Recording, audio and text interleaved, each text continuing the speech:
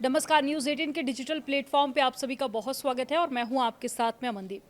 आज इस वीडियो में बात करेंगे इजरायली सेना के दावे की, जिसकी चर्चा इस वक्त सोशल मीडिया पर काफ़ी ज़्यादा हो रही है और ये दावा इस वक्त सुर्खियां बना हुआ है। इजरायली सेना ने दावा किया है कि गाजा युद्ध विराम समझौते के तहत हमास ने मंगलवार को जो शव सौंपे थे, उनमें से एक का मिलान बंधकों में से किसी के साथ में नहीं हो पा रहा है।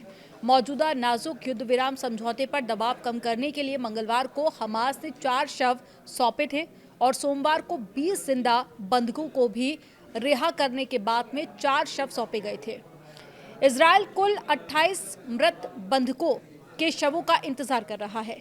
अब इजरायली सेना ने बताया है कि मंगलवार को मिले 4 शवों की देर रात फॉरेंसिक जांच के बाद में मेडिकल अधिकारियों ने पुष्टि की कि उनमें से एक का मिलान बंधकों से नहीं हो रहा है और सेना ने यह भी चेतावनी दी है कि हमास को मृत बंधकों को वापस करने के लिए हर जरूरी कदम और साथ ही हर जरूरी कोशिश करनी होगी।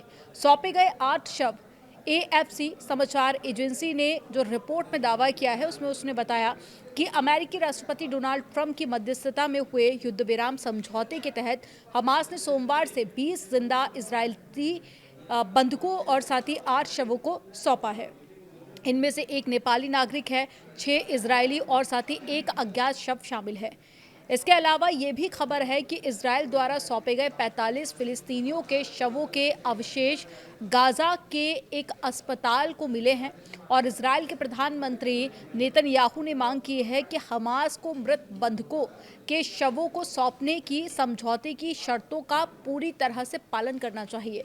उन्होंने कहा कि हम इस पर कोई समझौता नहीं करेंगे जब तक आखिरी मृत बंधक को वापस नहीं ले आते, तब तक हमारी कोशिश नहीं रुकेगी। समझौते के उल्लंघन का आरोप और जो प्रतिक्रिया सामने आई है वो भी आपको बताते हैं।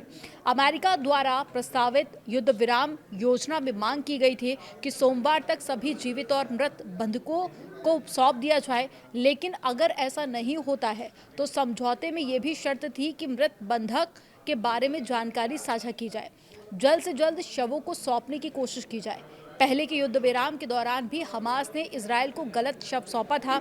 हमास ने कहा था कि उसने शिरी बिबास और उसके 2 शवों जो बच्चों के शव थे वो सौंपे हैं, लेकिन जांच में पता चला है कि उनमें से एक शव फिलिस्तीनी महिला का था, जिससे इजरायलियों को बहुत दुख हुआ।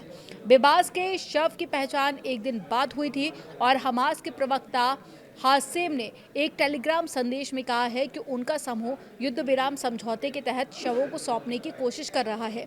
उन्होंने ये भी आरोप लगाया कि मंगलवार को पूर्वी गाजा शहर और साथ ही रफा में इजरायल की गोलीबारी समझौते का उल्लंघन है। हालांकि इजरायल के रक्षा मंत्री इजराइल काट्स ने चेतावनी दी है कि सेना समझौते में बनाई गई तैनाती की सीमाओं के अनुसार काम कर रही है और इस सीमा के पास में आने वाले किसी भी व्यक्ति को निशाना बनाया जाएगा। उन्होंने मंगलवार को कुछ आतंकवादियों पर की गई गोलीबारी को इसी का कारण भी बताया। अब ये पूरा मामला इस वक्त सोशल मीडिया पर छाया हुआ है। आपका इस पर क्या सोचना है, कमेंट सेक्शन में ज़रूर बताइएगा।